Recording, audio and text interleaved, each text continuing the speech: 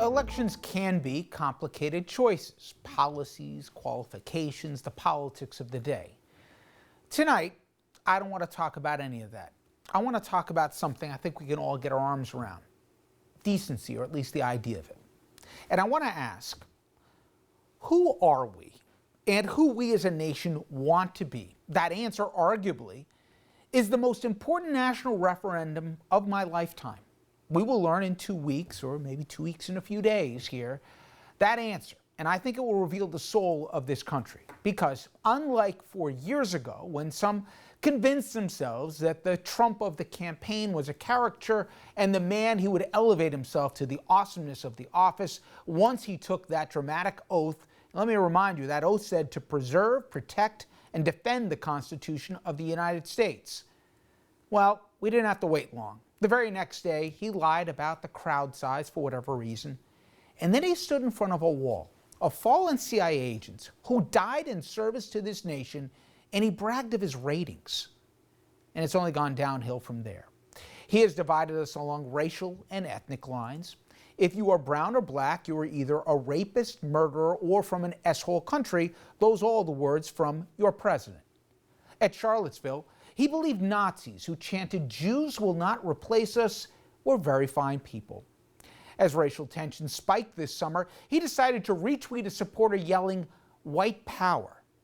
And just like claiming ignorance when David Duke voiced his support and the QAnon crazies proclaimed their admiration for this president, think about that. My president has proven to be the biggest accelerant when it comes to white nationalists. My president.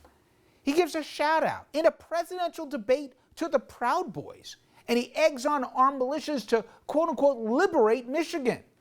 Well, today, our FBI, Trump's FBI, warns of domestic terror threats, the biggest ones coming from the same groups as those same folks my president gave a wink to and asked to intimidate voters at polling places are arrested after plotting to kidnap and execute a sitting governor. This is America, right? My president, he intentionally separated families at the border. He put children in cages. My president, he mocked Greta Thunberg, a 16-year-old kid who's on the spectrum because she asked the world to care about climate change. My president is a coward. He's a draft dodger who is either too lazy or too concerned that his fake hair would get mussed up by the rain to pay his respects to servicemen who fought and died for our freedom. He mocks Gold Star families. He mocked John McCain's service in life and even in death.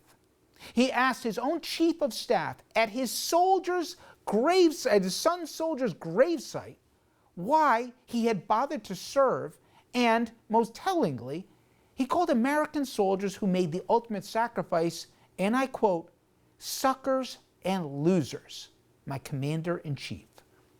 He has always been a predator. Beyond the dozens of sexual harassment, assault, and rape allegations, he told us as much on the Access Hollywood tapes. And then there is the hush money payments to the porn stars and the playmates. He has always been a tax cheat, and he has always been a walking bankruptcy. Now, when the pandemic struck, he told Bob Woodward the truth, but he lied to us. As 220,000 American families buried loved ones, he told us after putting his own staff and Secret Service at risk that COVID was nothing to be feared. He mocks people who wear masks, and he insults the most trusted man in America on the issue because he won't go along with the big lie. People are tired of hearing Fauci and all these idiots, these people that have gotten it wrong. Fauci's a nice guy. He's been here for 500 years. Every time he goes on television, there's always a bomb, but there's a bigger bomb if you fire him. But Fauci's a disaster. You know, most telling to me is when it comes to those who can speak to the content of Trump's character are those very people that he chose to be in his inner circle after the 2016 election. Think about how many have come and gone. After the Trump fiasco when he decided to have legally and peacefully assembled protesters tear gassed and assaulted in our nation's capital in Lafayette Park because he wanted a photo op in front of his church. I want to read the words of what his former Defense Secretary James Mattis, who by the way resigned months earlier when Trump abandoned our allies and left them be slaughtered.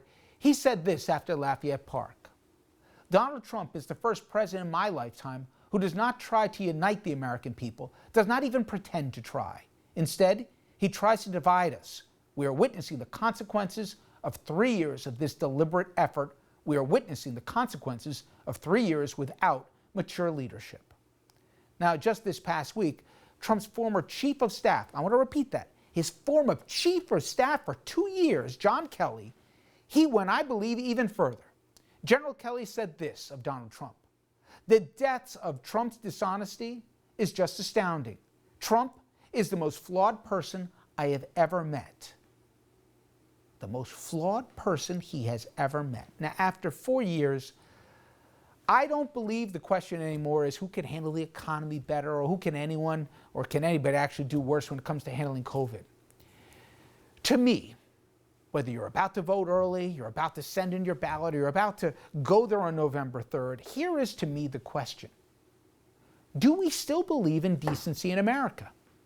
Trump, he is racist and he is immoral. I say that without hesitancy. He's dishonest and, I believe, unstable. He has a poverty of character so deep, I believe even as a person of faith, he's beyond redemption. And I don't say that with any casual. Donald Trump is the most indecent person. And as we as a nation are so much more than that, we have to make a decision. Are we? We'll be right back after this.